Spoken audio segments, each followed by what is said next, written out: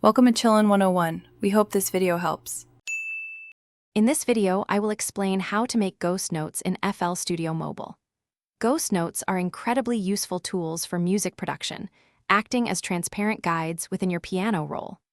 They display notes from other patterns, allowing you to visually align new musical ideas with existing ones. This helps ensure your melodies, harmonies, and rhythms fit together perfectly, creating a more cohesive and professional-sounding track. We will cover the entire process in 4 simple steps. To begin, open the piano roll for the instrument or pattern you are working on. Look for a small arrow icon, typically found in the top left corner of the piano roll interface. Tapping this arrow will reveal a drop-down menu with several options. From this menu, simply select Ghost Notes to activate the feature. You will immediately see the notes from other patterns appear as faint, transparent guides.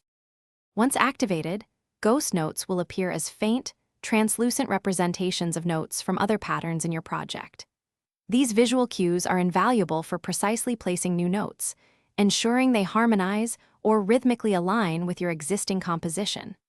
You can also delve into the settings to customize their appearance, perhaps changing their color or adjusting their transparency to best suit your workflow and visual preferences.